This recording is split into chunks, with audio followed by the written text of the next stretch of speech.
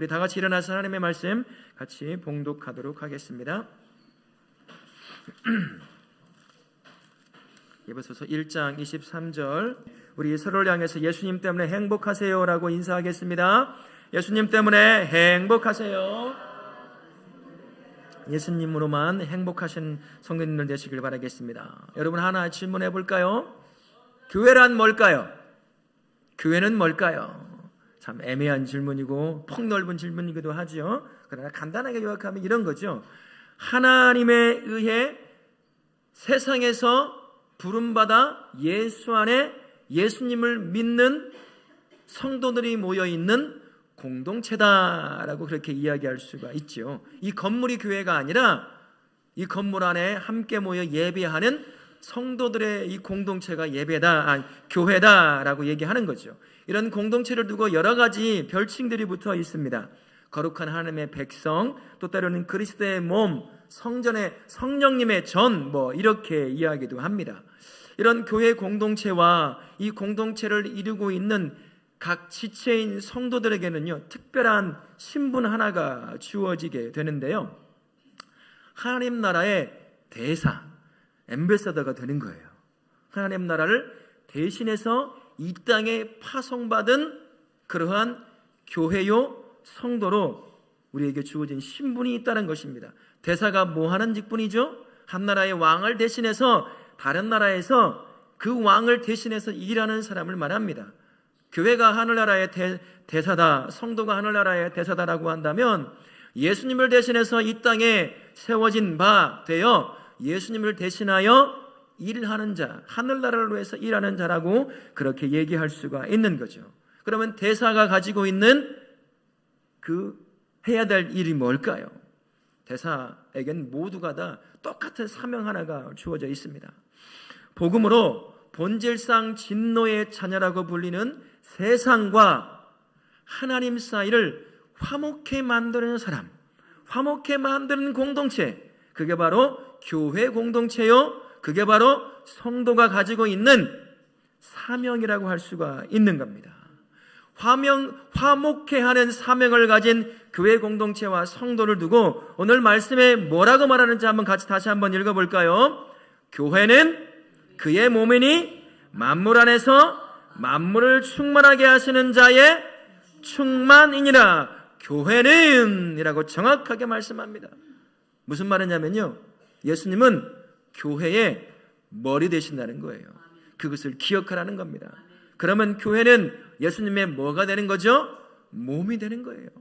머리와 몸이 분리되면 어떻게 될까요? 여러분, 혹시 마징가 Z 세대가 지금 있어요, 이 안에. 40대 후반부터 아마 50대 초중반까지는 아마 마징가 Z 세대일 겁니다. 거기에요, 머리와 몸이 분리된 백작 하나가 등장하죠. 누군지 아세요? 기억납니까? 그 이름? 아수라 백작이에요. 머리를 여기에 끼고 다니죠. 죽은 거예요. 몸과 머리는 절대 분리될 수 없습니다. 몸인 교회와 머리이신 예수님은 절대로 분리될 수가 없어요. 하나가 되어야 됩니다. 그래야 머리인 예수님을 통해서 생명이 교회에 공급이 되는 거예요. 그래야 교회가 살아가게 되는 것이죠. 그리고 결국에는 각자에게 맡겨진 사명, 교회에게 주어진 사명, 세상과 하나님과 화목해 하는 그 사명을 온전히 감당할 수가 있는 겁니다. 생명이 없는데 어떻게 감당할 수가 있겠어요? 그래서 예수님은 교회의 머리요, 교회는 그의 몸이 하나가 되어 세워져 있어야 건강하다라는 겁니다. 그리고 교회는요, 머리이신 예수님으로 언제나 충만하게 채워져 있어야 돼요.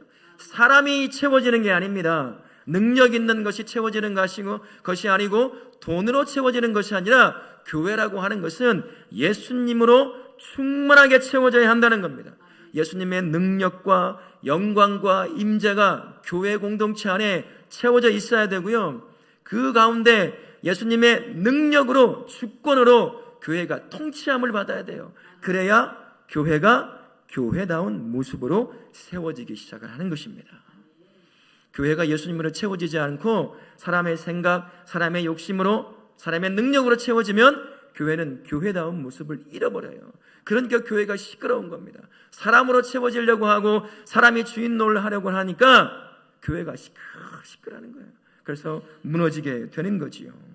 이렇게 예수님으로 충만한 교회가 교회다운 모습을 갖고 갈 때 그에게 주어져 있는 사명, 세상을 바꾸어 생명이 넘치는 곳으로 세워나가는 그 사명을 다할 수 있는 겁니다.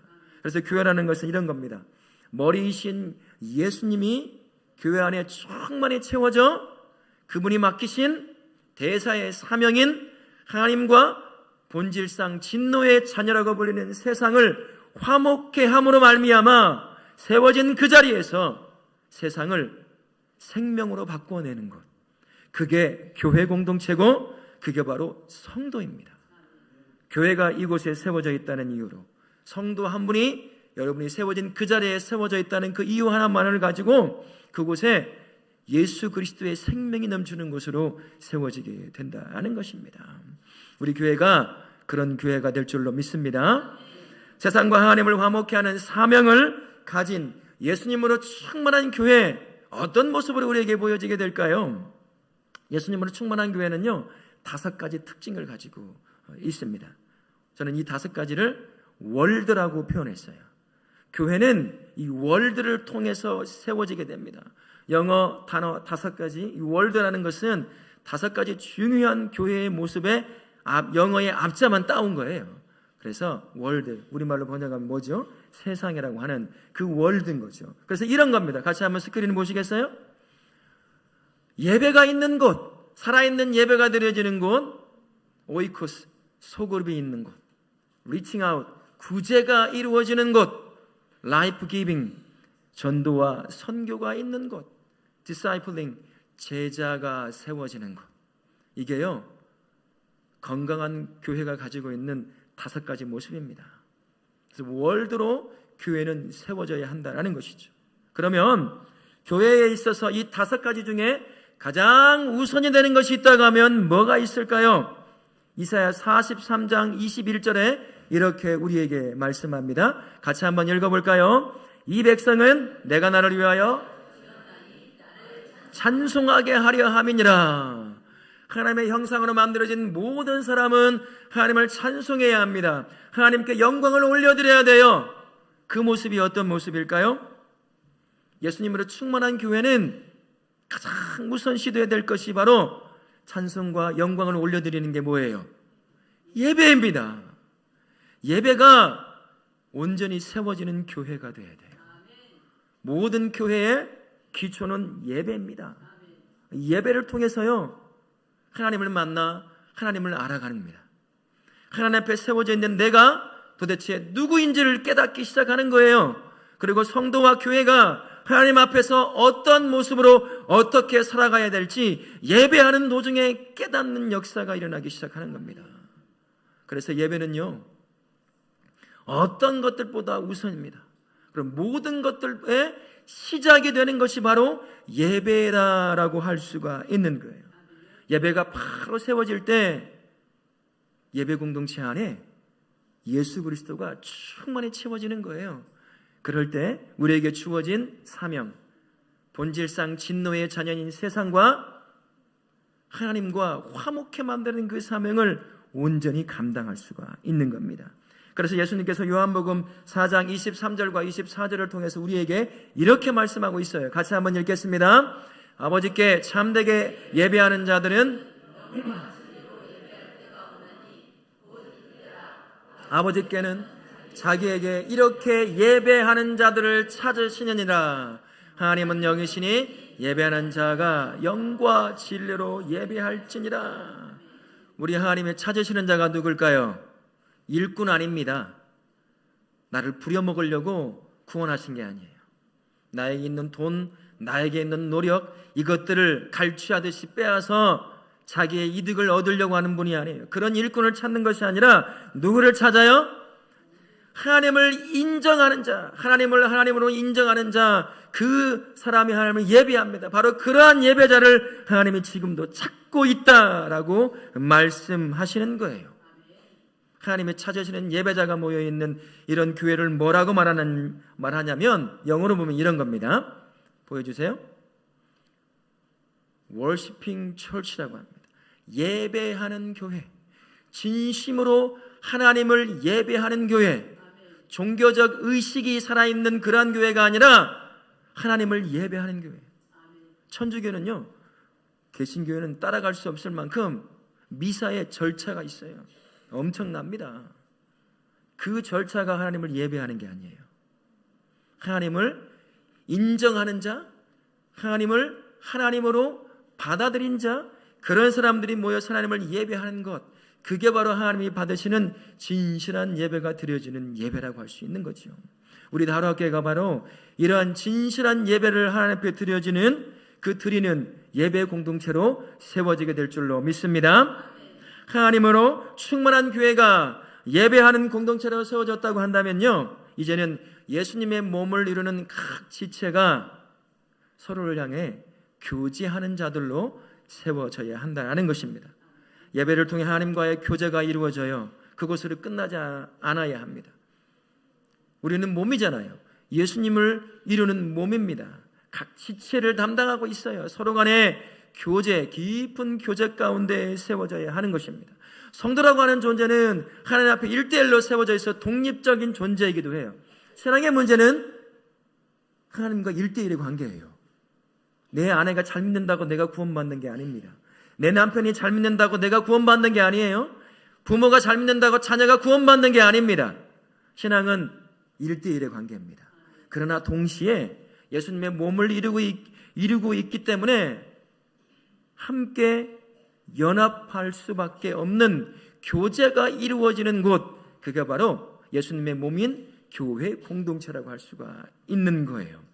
몸이 여기저기로 다 연결돼야 몸이 건강하잖아요. 어느 한 곳만 아파보세요.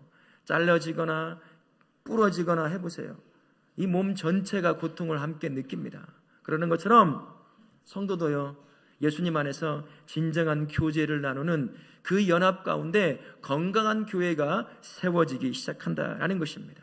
그래서 예배하는 공동체인 교회는요, 힘써서 각 지체가 서로 간에 깊이 있는 교제를 나누려고 애를 써야 된다는 겁니다.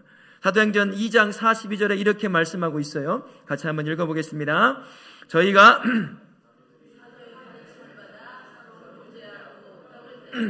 오로지 기도하기를 힘쓰니라. 교제할 때 다른 것 갖고 교제하면 안 돼요. 가장 먼저 하나님의 말씀으로 교제할 수 있어야 합니다. 그래야 내가 겪게 되는 이단 사상과 세상의 사상에서 저 자신을 보호할 수 있고 다른 형제와 자매들을 돕고 보호할 수가 있는 거예요.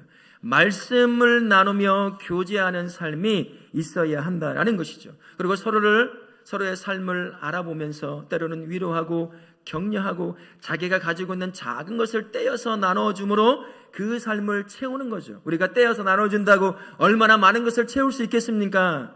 그러나 그럼에도 불구하고 주께서 주셔서 누리게 하시는 것을 작은 걸 떼어 어려움을 겪고 있는 형제와 자매들을 조금이나마 채워주는 거지요. 그렇게 서로를 채워주는 교제가 있는 것, 뒤에서 돈 얘기하고 세상 이야기하고 남 험담하는 소리, 그런 것이 아니라 진심으로 형제와 자매의 아픔을 끌어안고 내 아픔처럼 기도하는 교제가 있는 곳, 그게 바로 우리 교회가 돼야 돼요. 예수님 안에서 한 지체된 형제와 자매와 말씀으로 자기 것을 나눔으로 서로를 위해서 기도해주는 그 진정한 교제를 가운데 서로가 서로를 세워주는 그런 건강한 교회로 세워져야 될 줄로 믿습니다. 우리는 이런 교회를 이렇게 부릅니다. 오이코스 철치라고 부릅니다. 소그룹 교회죠. 우리는 뭐가 있습니까? 뭐가 있어요? 뭐가 있는지도 모르시죠? 순모임이 있잖아요. 이 순모임을 통해서 말씀으로 나누고 그 가운데 격려하고 위로하고 작은 것을 채워주고, 무엇보다 돈 얘기, 세상 얘기, 남 얘기하는 것이 아니라 뭘 해야 되겠어요? 기도로 서로 채우는 거예요. 기도하는 순모임에. 그래서 우리 교회는 서로가 서로를 교제 가운데 세우는 건강한 순모임이 세워지는 그러한 교회로 세워지게 될 것입니다. 교회는 예배와 교제를 통해 누리는 은혜와 복을 이제는 세상을 향해서 흘려보내는 구제하는 공동체로도 세워질 수 있어야 합니다. 우리 안에 서로만 즐거움을 누리고 서로만 나누는 그러한 공동체가 되어서는 안 된다는 거죠. 교회는 하나님에게 주시는 구원의 은혜와 복을 아무런 대가 없이 누리는 존재입니다. 그런 공동체예요. 우리가 잘나서 능력이 있어서 무언가를 하니까 하나님은 우리에게 무언가를 채워주는 게 아니에요. 일방적으로 우리를 사랑하셔서 구원의 은혜를 누리게 하시고 복을 누리게 하십니다. 그렇다면 이제 예수님께서 마태복음 10장 8절에서 말씀하신 것처럼 너희가 거저 받았으니 대가를 받고 주어라. 뭐죠? 거저 주라 라고 명령하셨거든요. 그래서 우리는 우리가 누리고 있는 그 구원의 은혜와 복을 찾지만 내 이웃을 향해서 흘려보내는 그런 교회가 되어야 합니다. 반드시 은혜와 복은요, 성도 안에 그리고 교회 안에만 머물러 있어서는 안 돼요. 언젠가도 말씀을 드렸지만 아무리 좋은 것도 내 안에 품고만 있으면 반드시 썩게 되어 있습니다. 부패하게 되어 있어요. 흘려보내야 합니다. 구원의 은혜도 흘려보내고 주께서 이 땅을 살게 하시는 그 복을 주셨어도 그 복을 작게 떼어서 누군가를 향하여, 이웃을 향하여, 어려움을 당한 형제와 자매를 향해서 흘려보내는 삶을 살아야 한다는 거지요. 그게 바로 구제하는 교회라고 할 수가 있습니다. 그래서 구제하는 삶이 얼마나 중요한지요, 야고보 사도가 야고보서 1장 27절에 보면 이 구제하는 삶을 경건과 연결시켜서 말씀하는 것을 볼 수가 있어요. 야고보서 1장 27절 같이 한번 말씀 읽어볼까요? 하나님 아버지 앞에서 정결하고 더러움이 없는 경건은 곧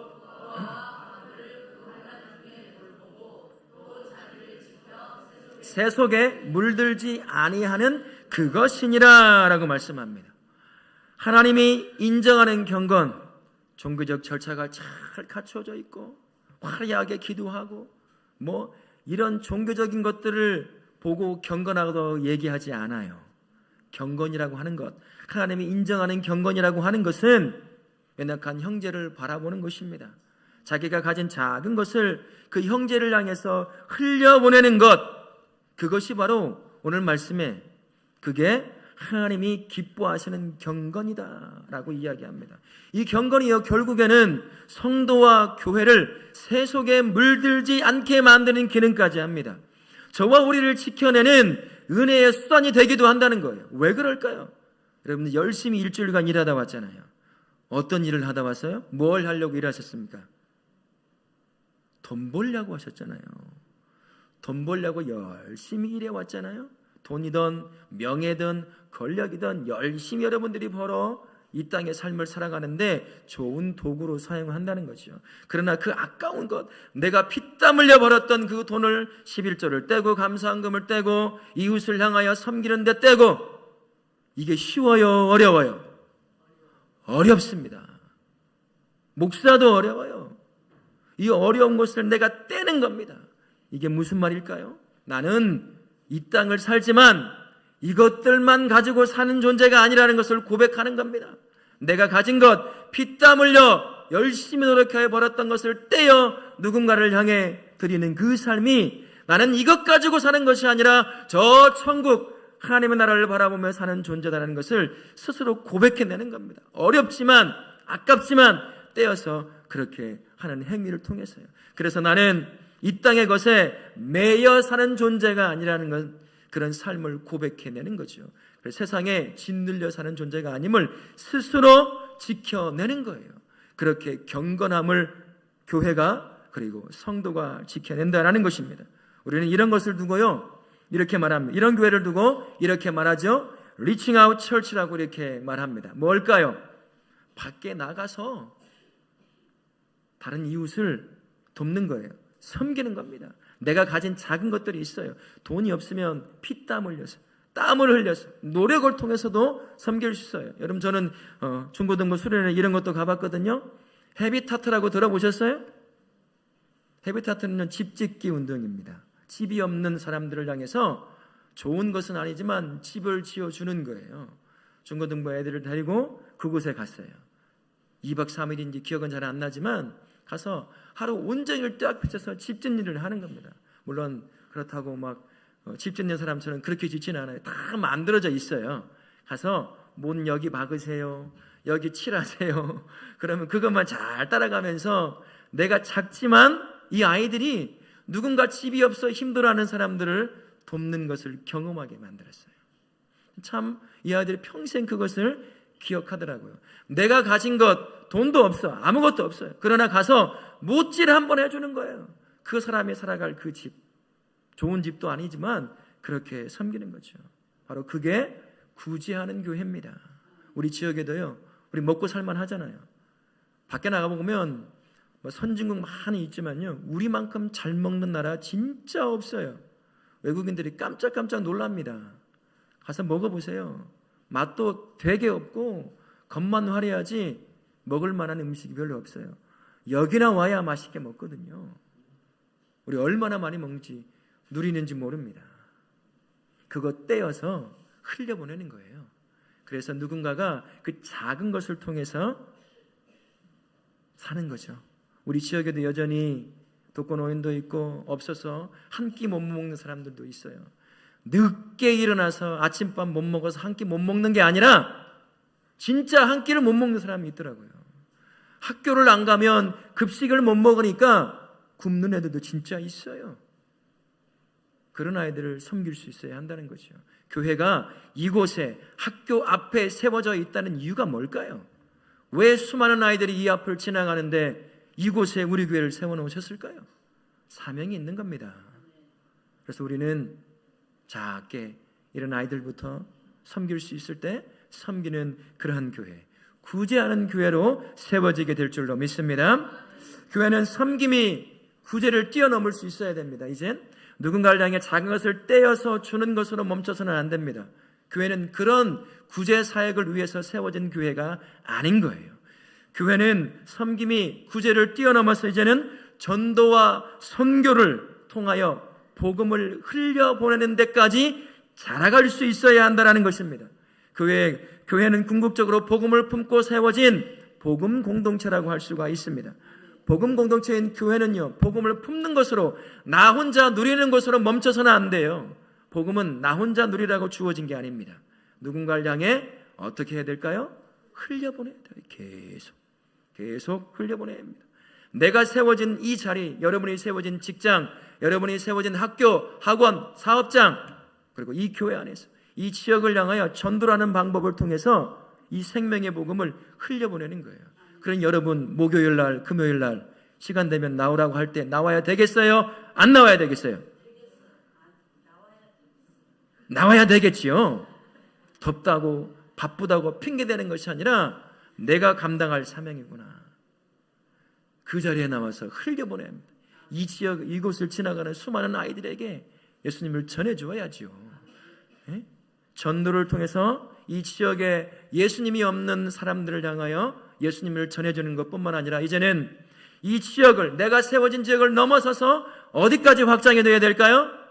전 세계 모든 사람들을 향해까지 확장이 되어야 되는 겁니다. 그래서 예수님께서 마가복음 16장 15절과 16절을 통해서 이렇게 말씀하시는 거예요. 같이 한번 읽겠습니다.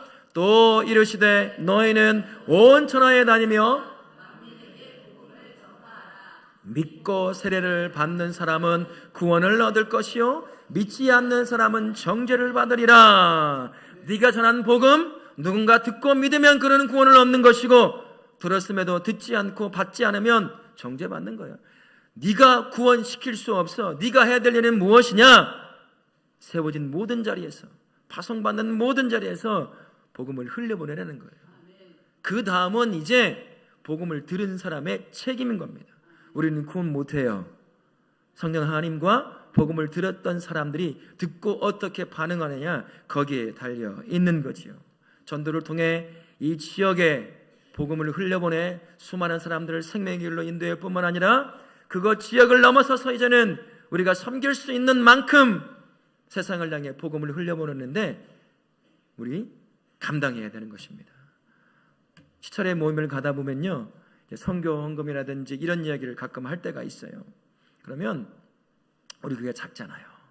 작은데도 이 선교 헌금에 관해서 정말 크게 섬기는 것을 볼 수가 있어요. 깜짝 놀라요.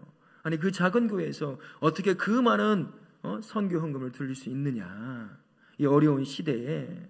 그러나 어렵지만 그래도 우리가 감당해야 될 일이 바로 이것이라는 생각을 가지고 우리는 끊임없이 이제 복음을 위해 섬기게 되는 것입니다. 이렇게 전도와 선교를 하는 교회를 우리는 영어로 이렇게 부릅니다. 라이프 기빙 철치라고 불러요. 생명을 주는 교회입니다. 내가 가지고 있는 작은 물질을 주는 교회, 구제하는 교회를 넘어서서 이제는 그 구제에 무엇을 실어서요? 복음을 실어서 생명을 전달해 주는 거예요. 이 지역을 넘어 전 세계를 향해서 우리 교회는 그렇게 전도와 선교로 세워지는 교회로 더 단단하게 세워질 줄로 믿습니다. 마지막으로요, 예수님으로 충만한 교회의 5번째 모습, 복음의 헌신적인 사람을 세운다라는 것입니다. 여러분, 교회가 세워질 때 누구를 통해서 세워질까요? 돈 있는 사람이요? 능력 있는 사람을 통해 세워질까요? 자기 잘났다고 하는 사람들을 통해서 세워질까요? 여러분, 그런 사람들을 통해서 세워지기 시작하면 교회 반드시 문제 안에 놓입니다. 그리고 흔들립니다. 사람이 자꾸 자기 고개를 들어서 자기 것 드러내려고 할 때 교회는 언제나 시끄러워요. 교회는 안정적으로 가려면 어떻게 될까요? 겸손함으로 자기를 낮추는 거예요. 복음에 붙잡혀 복음의 헌신적인 사람. 제가 이런 교회도 봤습니다. 어떻게 이런 교회가 다 있을 수 있을까? 아니 어떻게 이런 교회가 여전히 세워져 있을 수 있을까? 아니 수많은 문제 앞에 놓여 이리 흔들리고 저리 흔들리는데도 이 교회가 무너지지 않는 거예요. 도대체 왜 그럴까? 한참 후에 그 교회를 봤습니다. 그랬더니요, 복음을 품고 이 교회를 사랑하는 마음으로 죄인된 심정으로 저 구석에 숨어서 이 교회를 위해서 기도하는 거예요. 눈물 흘리면서. 드러나지도 않아요. 그러니 수많은 문제 앞에 그 어려움을 겪고 있지만 그 밑에서 자신을 낮추고 겸손함 가운데 복음을 품고 기도하는 그 한 사람 한 사람을 통해서 그 교회가 여전히 세워져 가고 있더라고요.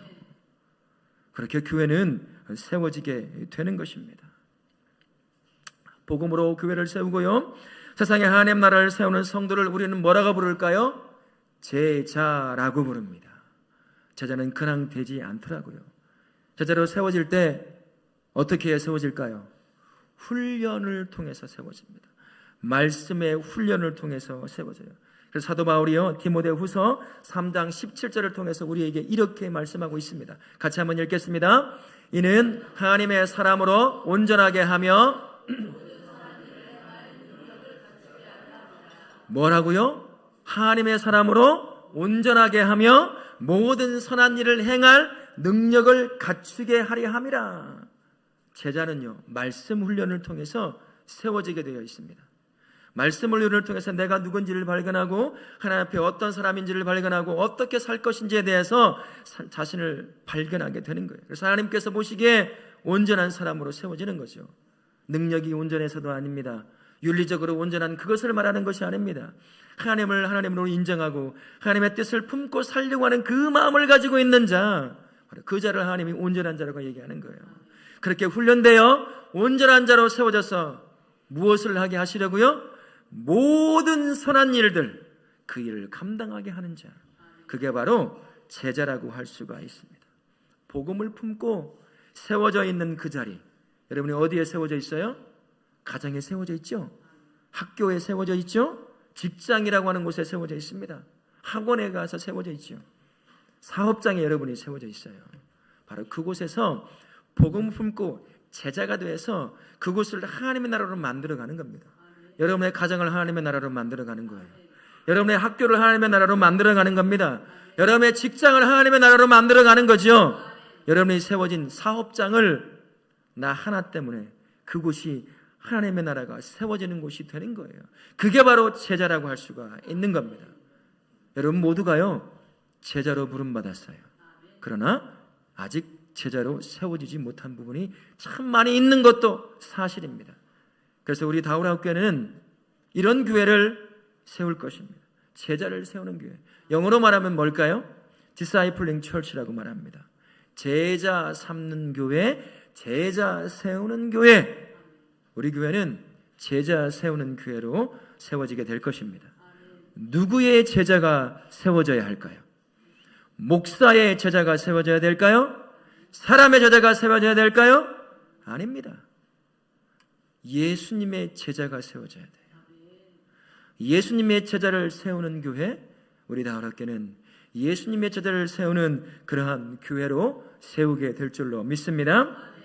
지금까지 5가지를 나눠봤어요. 월드라고 하는 단어를 앞단을 떼서 나눠봤는데, 사실 이 모든 것 새로운 것인가요? 전혀 새롭지 않아요. 모든 하나님의 교회가 다 지금까지 해왔던 일들, 때로는 어느 하나가 강조되기도 하고 때로는 어떤 것은 약화되기도 하고, 여하튼 다양한 교회가 다양한 모습으로 이 5가지를 항상 해왔습니다. 굳이 또 말을 하는 게 뭘까요? 다시 한번 예수님으로 충만한 교회, 그런 교회를 세우고자 강조한 겁니다. 단단하게 세워져서 어떤 풍파가 누가 흔들어대도 흔들리지 않고 무너지지 않는 그러한 교회, 그러한 교회를 세워야 함을 다시 한번 이 월드를 통해서 여러분에게 상기시킨 것입니다. 교회가 교회다운 모습을 갖추어가야 한다는 것을 말씀한 것입니다. 우리 다우라교회요, 이 월드라고 하는 곳에 이것을 통해서 이제 하나씩 세워져 가게 될 것입니다. 그래서 우리에게 주어진 그 사명을 충실히 감당하는 그러한 건강한 교회로 세워지게 될 겁니다. 내년부터요, 교회의 기초라고 할 수 있을 예배를 지금보다 더 단단히 놓는 그러한 한 해가 되어져 가게 될 것입니다. 예배의 기초 위에 소그룹의 기둥이 세워지고, 구제의 기둥이 세워지고, 전도와 선교의 기둥이 세워지고, 제자의 기둥이 세워지게 될 겁니다. 한 해에 하나씩 집중적으로 우리가 드릴 예배를 어떻게 세워야 될지, 우리가 어떻게 이 지역사회를 섬길 수 있을지, 한 해에 하나씩 그 기둥을 세워가게 될 거예요. 올해는요, 내년에 세울 예배의 기초를 놓는 그러한 한 해로 삼을 겁니다. 마지막 이 하반기를요, 예배위원을 뽑고 예배위원을 통해서 함께 예배를 고민하고 어떻게 예배를 드릴지 함께 기도하며 하나님이 기뻐하실 우리 다원학교만 드릴 수 있는 그 예배가 무엇인지 함께 만들어가고 세워가는 그런 한 해가 될 것입니다. 그러니 우리 다원학교는 모든 성도님들은 내년에 세워질 예배를 위해서 기도로 협력해 주시고, 우리 다원학교 더 크게는 월드라고 하는 이 5가지가 단단하게 기초가 놓이고 그 위에 기둥으로 세워져 어떤 거센 풍파가 몰려온다 하더라도 조금 더 흔들리지 않고 단단하게 세워져서 이 지역에 이곳에 우리를 세우신 그 사명을 다하는 교회로 세워지게 될 줄로 믿습니다. 여러분들 기도와 협력과 동참함을 통해서 우리 그런 교회, 하나님이 기뻐하시는 교회를 세워가시기를 예수님의 이름으로 축원합니다. 아멘.